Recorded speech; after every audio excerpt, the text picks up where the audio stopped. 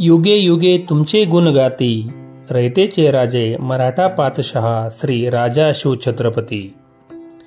छत्रपती शिवाजी महाराज हे 17व्या शतकातील एक युगप्रवर्तक, प्रजाहितदक्ष आणि लोककल्याणकारी रयतेचे राजे होते.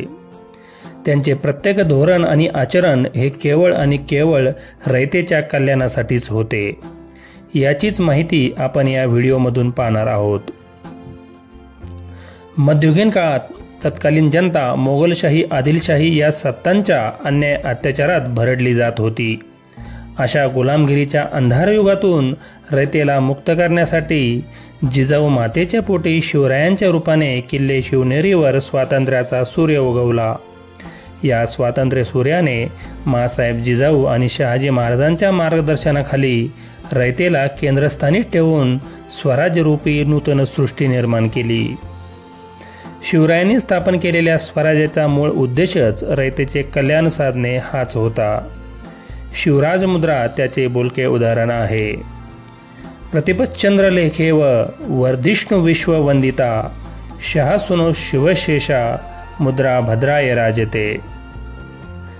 प्रतिपदेच्या चंद्रकलेप्रमाणे वाढत जाणारी, सर्व विश्वाला वंदनीय असणारी शहाजी राजांचा पुत्र शिवाजी राजांची ही राजमुद्रा लोककल्याणार्थ विराजमान आहे, असा या राजमुद्रेचा अर्थ होतो.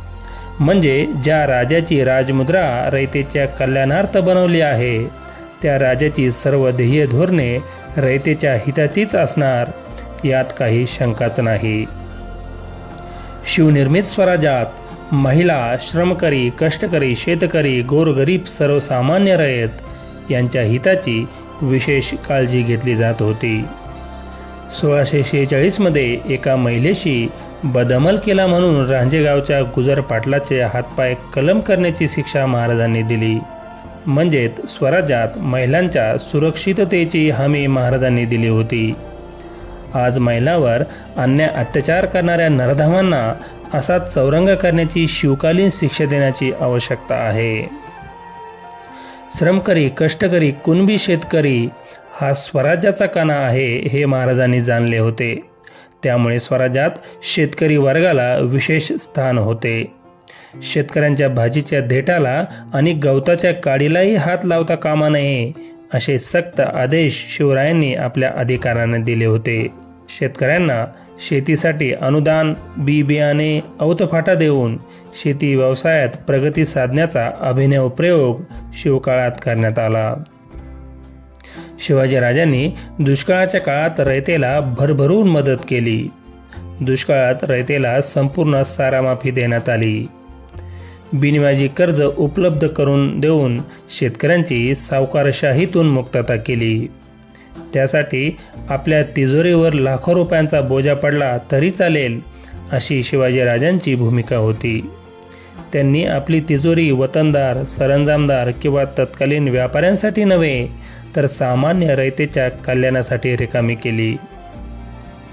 या सर्व बाबींमुळे शिवकाळात सर्वसामान्य रयतेचे, शेतकऱ्यांचे हित साधले जाऊन त्यांचा स्वराज्य कार्याला संपूर्ण पाठिंबा मिळाला. दुष्काळी परिस्थितीला आणि कर्जबाजारीपणाला कंटाळून शिवकाळात एकाही शेतकऱ्याने आत्महत्या केली नाही, हे शिवरायांच्या जनताभिमुख धोरणाचेच यश होते. त्यामुळे महात्मा फुलेंनी म्हटल्याप्रमाणे शिवाजी महाराज खऱ्या अर्थाने कुळवाडी भूषण ठरतात.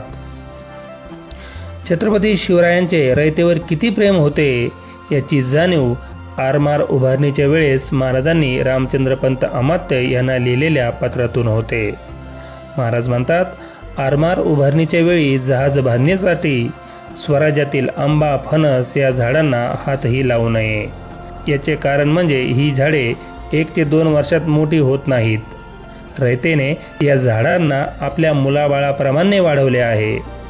जर एखादे झाड अगदीच जीर्ण झाले असेल तर ते तोडण्याआधी त्याच्या धण्याची परवानगी घ्यावी आणि त्याला योग्य तो मोबदलाही दिला जावा, नाहीतर रयतेच्या दुःखाला पारावार उरणार नाही. रयतेविषयी महाराजांना किती आपुलकी होती हे या आज्ञापत्रातून दिसून येते. मोगल सरदार आणि महाराजांच्या जनताभिमुख कारभारात जमीन आसमानाचा फरक होता. सन 1664 मध्ये शिवरायांनी मोगलांचे संपन्न आणि श्रीमंत शहर सुरतवर स्वारी केली तेव्हा त्या सुरतचा सुभेदार इनायत खान महाराजांना घाबरून जाऊन आपल्या किल्ल्यामध्ये लपून बसला. शहरातील जनतेला त्याने वाऱ्यावर सोडून दिले. तर या उलट जेव्हा 1665 मध्ये स्वराज्यावर मोगल सरदार मिर्झाराजे जयसिंगांचे आक्रमण झाले तेव्हा येथील रयतेवर मोगलांकडून होणारे अनवनित अन्याय अत्याचार थांबविण्यासाठी आणि स्वराज्य वाचविण्यासाठी शिवरायांनी त्यांच्या आयुष्यातील पहिली आणि शेवटची माघार घेतली आणि मोगलांशी त्यांनी पुरंदरचा तह केला. म्हणजेच एकीकडे शहरावर आक्रमण झाल्यावर तेथील जनतेला वाऱ्यावर सोडून लपून बसणारा भित्रा इनायत खान, तर दुसरीकडे स्वराज्य आणि स्वराज्यातील रयतेसाठी माघार घेणारे शिवराय, यातून शिवरायांनी स्वराज्यात रयतेच्या हिताला किती सर्वोच्च प्राधान्य दिले होते हे दिसून येते. यथा राजा तथा प्रजा असे म्हटले जाते. प्रजाहितदक्ष राजासाठी स्वराज्यातील जनताही राजाहितदक्ष बनली. त्यामुळे या राजाच्या सुरक्षिततेसाठी आपल्या प्राणाची आहुती द्यायला तयार झाली. लाख मेले तरी चालतील पण लाखांचा पोशिंदा जगला पाहिजे ही धारणा येथील जनतेची होती. जगाच्या इतिहासात स्वराज्य हे एकमेव राज्य होते ते जनता जगण्यापेक्षा या स्वराज्यासाठी व महाराजांसाठी मरायला तयार होती. बाजी पासलकर, शिवा काशीद, बाजीप्रभू देशपांडे, मोरारबाजी देशपांडे, रामजी पांगेरा, तानाजी मालुसरे ही त्याची उदाहरणे सांगता येतात.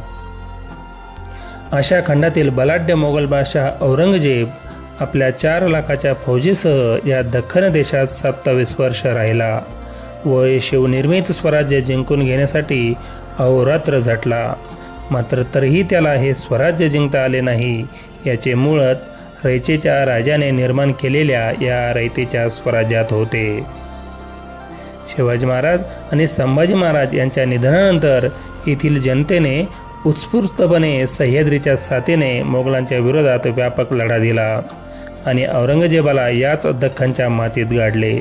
जेव्हा एखाद्या राज्याला तेथील जनतेचा पाठिंबा असतो तेव्हा ते राज्य कधीच मोडकळीस येऊ शकत नाही हे आपल्याला मराठ्यांच्या इतिहासाकडे पाहून कळते.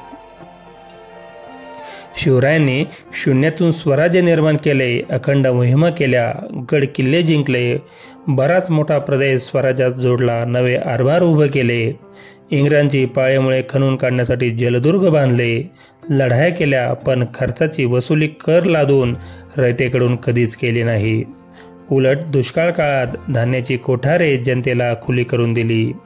म्हणूनच स्वराज्य निर्मितीच्या काळात जनतेच्या कल्याणासाठी अहोरात्र झटणारा एकमेव द्वितीय राजा म्हणजे छत्रपती शिवाजी महाराज ठरतात. शिवरायांनी आपल्या कारकिर्दीच्या 18,306 दिवसांपैकी 2,054 दिवस युद्ध आणि मोहिमासाठी खर्च घातले, तर राहिलेले 16,252 दिवस त्यांनी रयतेच्या हितासाठी प्रशासकीय, आर्थिक, धार्मिक, सांस्कृतिक, पर्यावरणीय धोरणे राबविण्यासाठी व्यतीत केले. त्यांचे कार्य रयतेसाठी, त्यांचे शौर्य रयतेसाठी, त्यांच्या योजना रयतेसाठी, त्यांचे राज्य रयतेसाठी. म्हणूनच छत्रपती शिवाजी महाराजांना रयतेचा राजा म्हटले जाते. मित्रहो, या ठिकाणी थांबतो. सर्वांना जय जिजाऊ, जय शिवराय, जय शंभूराय.